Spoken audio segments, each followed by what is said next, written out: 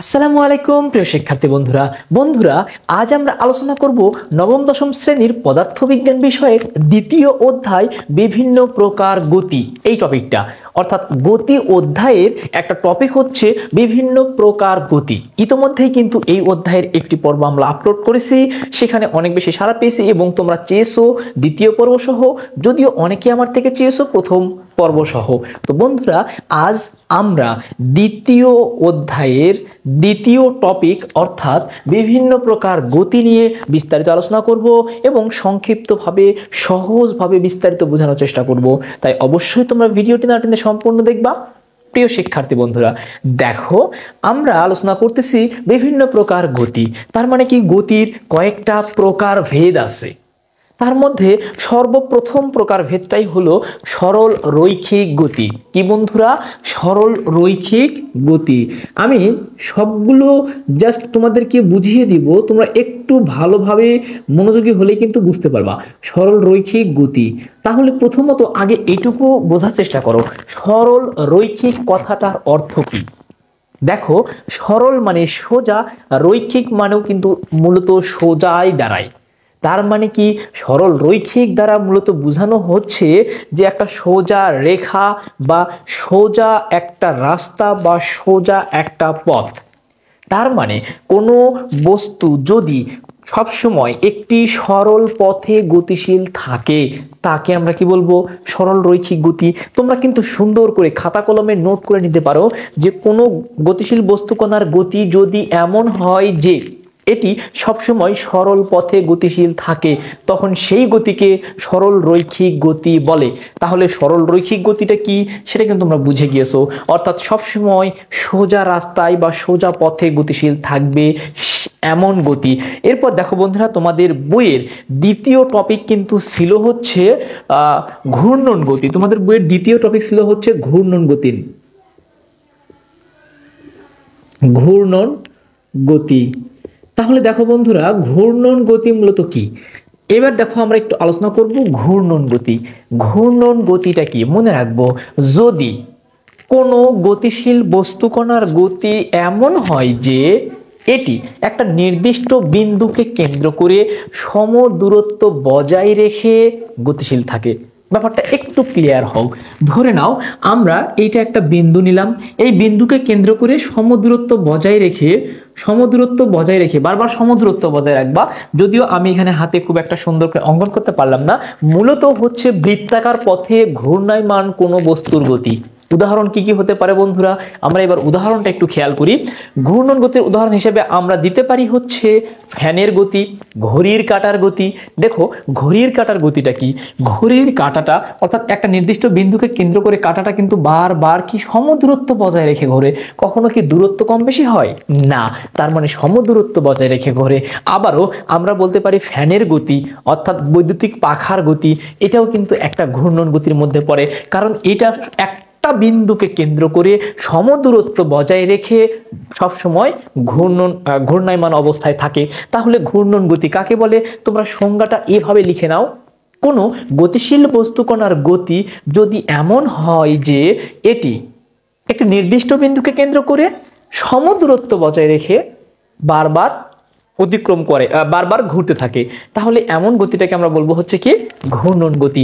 এরপরে দেখো বন্ধুরা, তোমাদের বইয়ের তৃতীয় টপিক হিসেবে আসে হচ্ছে চলন গতি। তোমাদের বইয়ের তৃতীয় টপিক হিসেবে আছে কি বন্ধুরা? চলন গতি। ভালো করে একটু খেয়াল করো, চলন গতিটা মূলত কি মনে রাখবো, কোনো বস্তুর যদি এমন ভাবে চলতে থাকে যে ওই বস্তুর সকল কণা, মানে ওই বস্তুর মধ্যে যতগুলো কণা থাকবে সকল কণা একই সময়ে একই দিকে গতিশীল থাকবে এবং সমান দূরত্ব অতিক্রম করবে। তার মানে আমরা মূলত চলন গতির সংজ্ঞাটাতে এভাবে সংজ্ঞায়িত করতে পারি যে কোনো বস্তু যদি এমন ভাবে চলতে থাকে যে বস্তুর কণা একই দিকে, মানে ওই বস্তুর কণা, আমরা যে বস্তুটাকে বলতেছি ওই বস্তুর কণা একই সময়ে একই দিকে সমান দূরত্ব অতিক্রম করে। ব্যাপারটা একটু বুঝবার চেষ্টা করো। ধরে নাও যে আমরা তোমার হচ্ছে সাইকেলের গতি আমরা বলতে পারি, সাইকেলের টায়ারের গতি, সাইকেলের টায়ারের গতিটাকে আমরা কিন্তু চলন গতি বলতে পারি। এখন কথা হলো ভাইয়া, সাইকেলের টায়ারের গতি কিন্তু আমরা ওই যে ঘূর্ণন গতির উদাহরণ দিতে পারি। তোমরা আমাকে অতিরিক্ত কিছু ঘূর্ণন গতির উদাহরণ বা সরলরৈখিক গতির উদাহরণ আমাকে কমেন্টস করতে পারো। এবার দেখো, আমরা বলতেছি চলন গতি, সাইকেলের টায়ারের গতিটাকে আমরা চলন গতি বলতে পারি। হ্যাঁ, যতক্ষণ পর্যন্ত ওই সাইকেলটা একটি সোজা বা সরল রৈখিক পথে গতিশীল থাকে। ব্যাপারটা একটু ক্লিয়ার হও। ধরে নাও যে এইটা হচ্ছে, আমি একটা বস্তু ধরলাম, এই বস্তুটা এই মুহূর্তে সামনের দিকে গতিশীল। তার মানে কি, এই যে মার্কারটার প্রত্যেকটা বিন্দু এখন এই দিকে গতিশীল না? প্রত্যেকটা বিন্দু কিন্তু একই দিকে গতিশীল, কিন্তু যখন এই মার্কারটা একটু যদি সামনের দিকে ঘুরে যায় বা দিক পরিবর্তন করে, তাহলে কিন্তু ওই যে মার্কারটার প্রত্যেকটা বিন্দু কিন্তু আর একদিকে গতিশীল থাকবে না। তখন কি হবে, কিছু মানে ওই মার্কারের কিছু অংশ এই দিক বরাবর গতি থাকবে, মানে সোজা গতিশীল থাকবে, আর কিছু অংশ এই দিক বরাবর গতিশীল থাকবে। কেন গতিশীল থাকবে ভাইয়া? আপনি তো বুঝাচ্ছেন যে মার্কারটা যখন ঘুরতেছে তখন তো মার্কারটা সম্পূর্ণ ঘুরতেছে। হ্যাঁ, সম্পূর্ণ ঘুরলেও তোমরা কিন্তু একটা জিনিস নবম দশম শ্রেণীতে আগেও পড়ছো, নবম শ্রেণীতে, সেটা হচ্ছে যে জড়তা ব্যাপারটা কি, বস্তু যে অবস্থায় ছিল সেই অবস্থায় থাকতে চায়। একটু খেয়াল করো, আমরা যখন এই যে বস্তুটা ঘুরতেছে, হঠাৎ করে যখন সামনের অংশটা ঘুরে যাবে, তখন কিন্তু পিছনের অংশটা এতক্ষণ ধরে যেহেতু সোজা যাচ্ছিল, মানে পিছনের অংশটা যেহেতু এতক্ষণ ধরে সোজা যাচ্ছিল, তাই পিছনের অংশটা চায় আবারও সোজাই যেতে। তার মানে ওই মুহূর্তে মার্কারের সবগুলো কণা একই দিকে গতিশীল নয়, কারণ সামনের অংশটা একটু বেঁকে গেছে, গতি অন্যদিকে, আর পিছনের দিকটা তখনও চাই সোজা যেতে। তার মানে ওই মুহূর্তে ওইটা কিন্তু আর চলন গতির উদাহরণ থাকবে না। তোমাদের বইয়ে তোমরা এরোপ্লেনের উদাহরণ পাবা। এরোপ্লেন যখন সোজা পথে গতিশীল, তখন কিন্তু এরোপ্লেনের গতিটা একটি চলন গতি। যখন এরোপ্লেন সোজা পথে গতিশীল, ব্যাপারটা একটু খেয়াল করো। ধরে নাও যে এই দিক বরাবর এরোপ্লেন উঠতেছে, যখন এরোপ্লেনটা ঠিক সোজা এই বরাবর যাবে, ততক্ষণ পর্যন্ত এরোপ্লেনের গতিটাকে কিন্তু আমরা চলন গতি বলতে পারবো, কারণ তখন এরোপ্লেনটা প্রত্যেকটা কণা, মানে ওই এরোপ্লেনটার প্রত্যেকটা কণা একই দিকে গতিশীল। কিন্তু যখন ধরো এরোপ্লেন দিক পরিবর্তন করবে, ধরো উপরে উঠবে, তাহলে উপরে ওঠার জন্য এরোপ্লেন কিন্তু এখান থেকে একবার এখানে উঠতে পারবে না, সম্ভব নয়। এরোপ্লেনকে উপরে উঠতে হলে কি করতে হবে, এরকম সামনের মাথাটা বেঁকে, যখন এই সামনের মাথাটা বেঁকে গেল, তখন কিন্তু ওইটা আর চলন গতির উদাহরণে থাকবে না। কেন থাকবে না? কারণ যখন সামনের অংশটা বেঁকে গেল, তখন এই সামনের অংশের কণাগুলো উপরের দিকে চলে গেল, আর নিচের অংশের কণাগুলো ওই সোজা গতিশীল থাকতে চাই, যার ফলে তখন ওই মুহূর্তে এরোপ্লেনের প্রত্যেকটা কণা একই দিকে গতিশীল নয়, যার ফলে এটাকে আমরা চলন গতি বলতে পারি না। তার মানে চলন গতি ব্যাপারটা আসলে সাময়িক ব্যাপার, এটা কিন্তু সবসময় পাওয়া যাবে এমন নয়। আমরা চলন গতি অনেক ঘূর্ণন, যতগুলো আমরা ঘূর্ণন গতি পাবো তাদের সবগুলোকে আসলে মূলত চলন গতির মধ্যে ফেলতে পারবো, কিন্তু ওই চলন গতিটা ততক্ষণ পর্যন্তই থাকবে যতক্ষণ পর্যন্ত ওই বস্তুটা সোজা পথে গতিশীল থাকবে। তার মানে সোজা পথ থেকে যখনই পথ বেঁকে যাবে, তখন কিন্তু ওইটা আর চলন গতিতে থাকবে না। আমরা সাইকেল নিয়ে যাচ্ছি, সাইকেলটা যখন সোজা যাচ্ছে, তখন কিন্তু ওই সাইকেলের টায়ারের গতিটাকে আমরা বলতে পারি চলন গতি। এখন যখন আমি সাইকেলের সামনের অংশটা বেঁকে দিব, তখন কিন্তু ওই সাইকেলের টায়ারের গতিটা আর চলন গতির মধ্যে থাকবে না। তাহলে চলন গতিটা কি তোমরা এতক্ষণে নিশ্চয়ই বুঝে গিয়েছো। তবুও যদি না বুঝে থাকো অবশ্যই কমেন্টসে জানিও। এবার দেখো বন্ধুরা, তোমাদের পরবর্তী গতিটা হচ্ছে পর্যায়বৃত্ত গতি। পর্যায়বৃত্ত গতি আমরা কিন্তু প্রত্যেকটা গতি নিয়েই আজকে আলোচনা করব। তৃতীয় টপিকটা কি, চতুর্থ টপিকটা কি বন্ধুরা? পর্যায়বৃত্ত গতি। এখন কথা হলো ভাইয়া, পর্যায়বৃত্ত গতিটা কি? ভালো করে একটু খেয়াল রাখবা। আমি কিন্তু প্রত্যেকটা সংজ্ঞাগুলো ভালো করে বলে দিচ্ছি যাতে করে তোমরা লিখে নিতে পারো। পর্যায়বৃত্ত গতি হচ্ছে কোনো গতিশীল বস্তুকণার গতি যদি এমন হয় যে এটি তার গতিপথের একটা নির্দিষ্ট বিন্দুকে নির্দিষ্ট সময় পরপর নির্দিষ্ট দিক থেকে একইভাবে অতিক্রম করে, তখন সেই গতিকে আমরা বলবো পর্যায়বৃত্ত গতি। এইবার একটু উদাহরণে আসো। ধরে নাও দোলনা, আমরা ধরে নিলাম যে এখানে দোলনা বেঁধে রাখা আছে, এটা হচ্ছে দোলনার বসার জায়গাটা দিয়ে দিলাম। সাপোজ যে এটা হচ্ছে দোলনার বসার জায়গাটা। এখন দোলনার গতিটা কেমন ভাইয়া একটু খেয়াল করো তো। দোলনাটা এমন না যে দোলনা এখানে ঝুলতেছে, আমি যদি এই দিকে দোলনাকে টেনে ছেড়ে দিই তাহলে দোলনা কি করবে, এই দিকে যতটুকু নিয়ে গেছি এই দিকে ঠিক ততটুকুই আসবে না? হ্যাঁ, ঠিক ততটুকুই আসবে। আমি মিডল পয়েন্ট থেকে বা মূল বিন্দু থেকে এই দিকে যতটুকু নিয়ে যাব দোলনা কিন্তু এই দিকেও ঠিক ততটুকুই আসবে। খেয়াল করো তো, আমরা পর্যায়বৃত্ত গতির উদাহরণে কি বললাম, কোনো গতিশীল বস্তুকণার গতি যদি এমন হয় যে এটি তার গতিপথের একটা নির্দিষ্ট বিন্দুকে নির্দিষ্ট সময় পর পর বারবার একই দিক থেকে একইভাবে অতিক্রম করে। একটু খেয়াল করো তো, তাহলে এটাকে আমরা ধরে নিলাম মূল বিন্দু। মূল বিন্দু থেকে কখনো এই দিক থেকে আবার কখনো এই দিক বরাবর গতিশীল থাকতেছে। তাহলে দেখো তো, মূল বিন্দুটাকে একই দিক থেকে একইভাবে বারবার অতিক্রম করতেছে না? বারবার বারবার একই দিক থেকে একইভাবে মূল বিন্দুটাকে। এবং এখানে আরেকটা কথা বলে রাখবো, সেটা হচ্ছে যে নির্দিষ্ট সময় পর পর। অবশ্যই কিন্তু এখানে নির্দিষ্ট সময়ের একটা ব্যাপার আছে। অর্থাৎ এই যে বস্তুটা এই জায়গা থেকে এই দিকে আসতে যতটুকু সময় লাগবে এই দিকে আসতেও কিন্তু ঠিক ততটুকুই সময় লাগবে। তার মানে কি, এখান থেকে যদি এইদিকে অর্ধেক সময় হয় এদিকে অর্ধেক সময় হয়, তার মানে নির্দিষ্ট সময় পর পর একই দিক থেকে একইভাবে গতিশীল। হ্যাঁ, এই ধরনের গতিকে আমরা বলবো হচ্ছে পর্যায়বৃত্ত গতি। পর্যায়বৃত্ত গতির কিন্তু অনেক উদাহরণ আছে, অনেক। তোমরা অনেকগুলো উদাহরণ লিখতে পারো, আমি জাস্ট কয়েকটা বলতেছি, তোমরা এর বাহিরে আমাকে উদাহরণ কমেন্টস করবা যে এর বাহিরে কোন কোন উদাহরণ হতে পারে। দেখো বন্ধুরা, আমরা বললাম যে দোলনার গতি একটা পর্যায়বৃত্ত গতি। এবার দেখো তো, আমরা বলতে পারি না ঘড়ির কাঁটার গতি একটা পর্যায়বৃত্ত গতি? হ্যাঁ ভাইয়া, ঘড়ির কাঁটার গতিও কিন্তু একটা পর্যায়বৃত্ত গতি।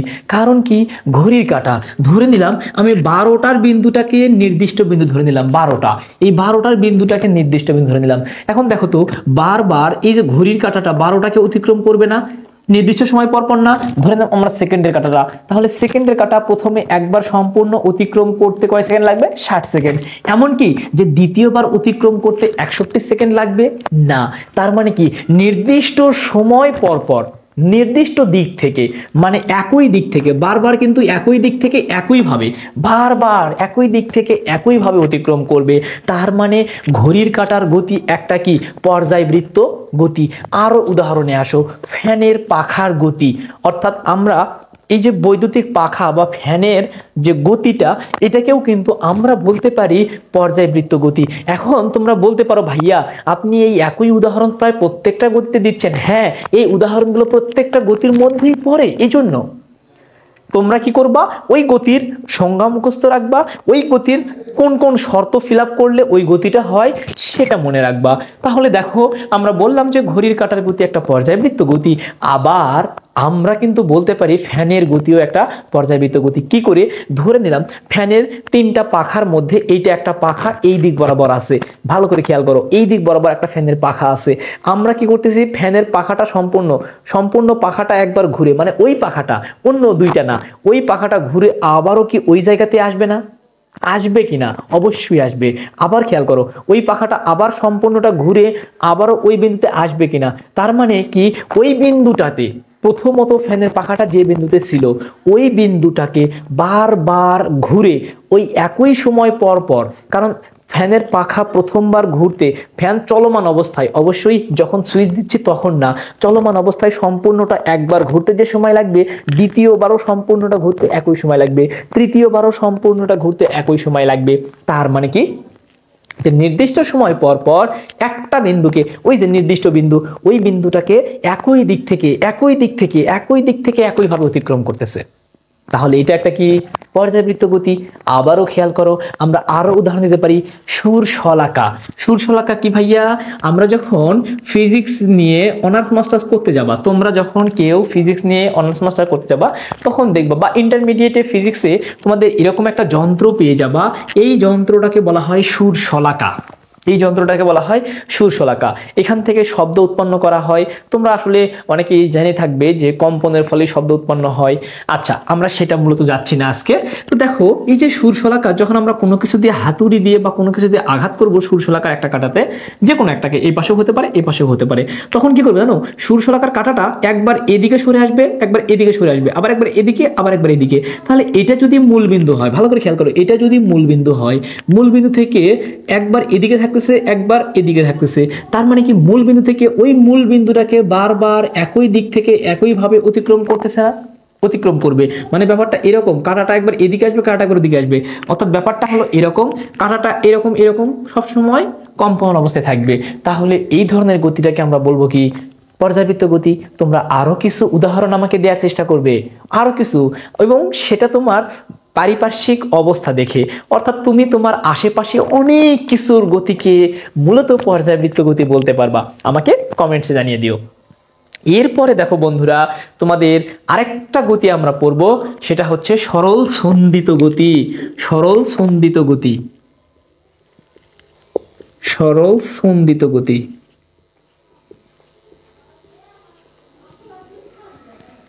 এখন আমাকে বলো যে সরল সন্ধিত গতি, বা এটাকে আমরা বলতে পারি স্পন্দন গতি।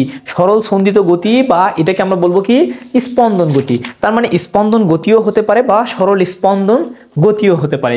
মানে আমাকে বলতে পারে সরল সন্ধিত গতি অথবা স্পন্দন গতি অথবা সরল স্পন্দন গতি, একই জিনিস। এখন কথা হলো, স্পন্দন গতিটা কি, ভালো করে আগে বোঝো, আগে সংজ্ঞাটা লিখে নাও। কোনো গতিশীল বস্তুকণার গতি যদি এমন হয় যে, এই কথাটা আসলে প্রত্যেকটা গতির সংজ্ঞাতেই রেখে দেবা। কোনো গতিশীল বস্তুকণার গতি যদি এমন হয় যে এটি তার গতিপথের অর্ধেক সময় একদিকে এবং তার বিপরীত অর্ধেক সময় বিপরীত দিকে গতিশীল থাকে। ভালো করে বোঝো, মানে কি, কোনো গতিশীল বস্তুকণার গতি যদি এমন হয় যে এটি তার গতিপথের অর্ধেক সময় একদিকে এবং বাকি অর্ধেক সময় তার বিপরীত দিকে গতিশীল থাকে, তখন এমন গতিকে আমরা বলবো হচ্ছে কি, সরল স্পন্দন গতি বা সরল সন্ধিত গতি। এখন উদাহরণে আসি। উদাহরণগুলো দেখলে তোমরা আসলে অবাক হয়ে যাবে যে স্যার বারবার প্রায় একই উদাহরণ দিচ্ছেন। হ্যাঁ, একই উদাহরণই হবে। আবার একটু খেয়াল করো তো, আমরা এই যে দোলনার গতি বললাম না, এরপরে একটা মজার টপিক তোমাদের বলতেছি, আগে এটা বলতে দাও। এবার দেখো, এই যে দোলনার গতিটা আমরা বললাম না, হ্যাঁ, দোলনার গতি কিন্তু একটা সরল সন্ধিত গতি হবে। কেন হবে, কিভাবে হবে, একটু চিন্তা করো। সরল সন্ধিত গতির শর্ত কি, অর্ধেক সময় একদিকে এবং বাকি অর্ধেক সময় তার বিপরীত দিকে গতিশীল থাকবে। এবার ভালো করে বোঝো, দোলনা কি করে, এটা হচ্ছে নির্দিষ্ট বিন্দু, নির্দিষ্ট বিন্দু থেকে দোলনা, এটা হলো অর্ধেক সময় এদিকে থাকে আর অর্ধেক সময় কি এদিকে থাকে। একটা জিনিস খেয়াল করো তো, এখান থেকে এই দিকটা হলো এই দিকে যাচ্ছে, আবার এখান থেকে এই দিকটা কি এদিকে আসতেছে না, দুইটা পরস্পর বিপরীত দিকে না?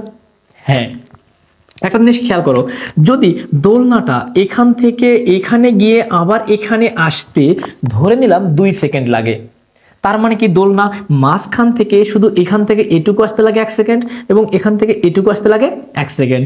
তার মানে কি, যে অর্ধেক সময় একদিকে এবং বাকি অর্ধেক সময় তার বিপরীত দিকে, অর্ধেক সময় একদিকে এবং বাকি অর্ধেক সময় তার বিপরীত দিকে গতিশীল থাকে। যদি বিপরীত ভাবে গতিশীল না হয় তাহলে সেটা পর্যায়বৃত্ত গতি। এখান থেকে একটা প্রশ্ন তোমাদের খুবই গুরুত্বপূর্ণ, সকল স্পন্দন গতি পর্যায়বৃত্ত গতি, কিন্তু সকল পর্যায়বৃত্ত গতি স্পন্দন গতি নয়। কেন নয়, ব্যাখ্যা করো। এই ব্যাখ্যা করো প্রশ্নটা আমরা এবার একটু বিশ্লেষণ করি। এই প্রশ্নটা লিখে নাও যে সকল স্পন্দন গতিই পর্যায়বৃত্ত গতি, কিন্তু সকল পর্যায়বৃত্ত গতি স্পন্দন গতি নয়। কেন নয়, আমরা এই ব্যাখ্যাটা এবার করব। এবার একটু ভালো করে বোঝো, সকল স্পন্দন গতি পর্যায়বৃত্ত গতি, তার মানে কি স্পন্দন গতি যতগুলো পাবো সবাই পর্যায়বৃত্ত গতি হবে। আমরা একটা উদাহরণে কি বললাম, যে এই যে দোলনার গতি, তার মানে দোলনার ক্ষেত্রে কি হয়, অর্ধেক সময় একদিকে বাকি অর্ধেক সময় তার বিপরীত দিকে গতিশীল থাকে বলে দোলনার গতি একটা স্পন্দন গতি। আবার খেয়াল করো তো, আমরা ওই যে তোমার হচ্ছে পর্যায়বৃত্ত গতির উদাহরণে এই যে দেখো তো ঘড়ির কাঁটার গতি দিয়েছিলাম না, একটু চিন্তা করো তো ঘড়ির কাঁটার গতি কি কখনো সরল সন্ধিত গতি হতে পারে? না না, কেন হতে পারে না? ভালো করে খেয়াল করো, কারণ ঘড়ির কাঁটার গতি কি, আমরা এই দিক থেকে একবার ঘুরে 12টাতে আসলো, কিন্তু বিপরীত দিকে কি কখনো ঘুরে আবার আসে? না, বিপরীত দিকে কখনো ঘোরে না। তার মানে ঘড়ির কাঁটার গতি একটা পর্যায়বৃত্ত গতি, কিন্তু সেটা স্পন্দন গতি নয়। কি নয় ভাইয়া? স্পন্দন গতি নয়। তার মানে ঘড়ির কাঁটার গতি একটা পর্যায়বৃত্ত গতি হলেও ওটা কিন্তু স্পন্দন গতি নয়। তাহলে স্পন্দন গতির শর্তটা কি? যে অর্ধেক সময় একদিকে গতিশীল থাকবে এবং বাকি অর্ধেক সময় তার বিপরীত দিকে গতিশীল থাকবে। তাহলে আমরা বলতে পারি দোলনার গতি একটা তোমার হচ্ছে স্পন্দন গতি, এবং যতগুলো স্পন্দন গতি পাবো বা সরল সন্ধিত গতি পাবো তার প্রত্যেকটাই কিন্তু পর্যায়বৃত্ত গতি হবে। কিন্তু যতগুলো পর্যায়বৃত্ত গতি পাবো সবাই কিন্তু স্পন্দন গতি হবে না। এখন আরো একটা উদাহরণ দেখো, আমরা এই যে সুরশলাকার উদাহরণ বলছিলাম না, হ্যাঁ সুরশলাকা, আমরা এটা কি বলছিলাম? পর্যায়বৃত্ত গতির উদাহরণে বলছিলাম যে ওইটা একটা নির্দিষ্ট বিন্দুকে বারবার একই দিক থেকে একইভাবে অতিক্রম করে। এবার খেয়াল করো তো, এই যে সুরশলাকার গতিটাকে আমরা স্পন্দন গতি বলতে পারি না? হ্যাঁ পারি। কেন পারি? কারণ সুরশলাকা এটা মূল বিন্দু, এখান থেকে অর্ধেক সময় এদিকে, বাকি অর্ধেক সময় এদিকে। তার মানে তোমার অর্ধেক সময় একদিকে গতিশীল, বাকি অর্ধেক সময় তার বিপরীত দিকে গতিশীল। তার মানে কি এই যে সুরশলাকার গতি একটি সরল সন্ধিত গতি বা সরল স্পন্দন গতি। আবারও হতে পারে পিস্টনের গতি, পিস্টন। এখন পিস্টন ব্যাপারটা কি? এটা আসলে একটা যন্ত্রাংশ, অর্থাৎ বিভিন্ন তোমার হচ্ছে মেশিনারিজের মধ্যে ব্যবহার করা হয় এবং থাকে। তোমার পিস্টনটা মূলত এরকম, একটা হচ্ছে গোলাকার বস্তুর মধ্যে ওইটা একটা পদার্থ, মানে তোমার হচ্ছে একটা যন্ত্র থাকে যেটা একবার সামনের দিকে গতিশীল, একবার পিছনের দিকে গতিশীল। আমি ধরে নিলাম এটা হলো মূলবিন্দু, এই মূলবিন্দু থেকে একবার সামনের দিকে যাচ্ছে, একবার পিছনের দিকে আসতেছে, আবার একবার সামনের দিকে যাচ্ছে, আবার একবার পিছনের দিকে আসতেছে। তার মানে চিন্তা করতো মূলবিন্দুটাকে অর্ধেক সময় একদিকে, বাকি অর্ধেক সময় তার বিপরীত দিকে, অর্ধেক সময় একদিকে, বাকি অর্ধেক সময় তার বিপরীত দিকে। তার মানে কি? যে পিস্টনের গতি হলো পর্যায়বৃত্ত গতির উদাহরণ, এবং ওই পিস্টনের গতি হলো সরল স্পন্দন গতিরও উদাহরণ। পিস্টনের গতি কিন্তু আমরা পর্যায়বৃত্ত গতিও পাবো। তার মানে যতগুলো আমরা স্পন্দন গতি পাবো সবাই পর্যায়বৃত্ত গতি হবে, কিন্তু মূলত যতগুলো পর্যায়বৃত্ত গতি পাবো সবাই কিন্তু স্পন্দন গতি হবে না। তো বন্ধুরা, তোমরা এই যে স্পন্দন গতি সংক্রান্ত নিশ্চয়ই বুঝে গিয়েছো। এই ছিল তোমাদের কয়েক প্রকার গতি, এবং এই গতিগুলোই তোমাদের বইয়ে দেওয়া থাকবে। অর্থাৎ 25-এ যে বইগুলো তোমরা পাবে, যদিও এখনো অনেকেই বইগুলো পাওনি, তোমরা পিডিএফ ডাউনলোড করে দেখতে পারো, এই গতিগুলোই তোমাদের বইয়ে দেওয়া আছে। তো বন্ধুরা, এই জিনিসগুলো তোমরা বুঝেছো কিনা সেটা অবশ্যই কমেন্টসে জানিও। আর অবশ্যই তোমরা চাইলে আমার অনলাইন কোর্সে ভর্তি হয়ে যেতে পারো। অনলাইন কোর্সে ভর্তি হওয়ার জন্য বা বিস্তারিত জানতে আমাকে হোয়াটসঅ্যাপে মেসেজ করতে পারো অথবা সরাসরি ফোন করতে পারো। ধন্যবাদ।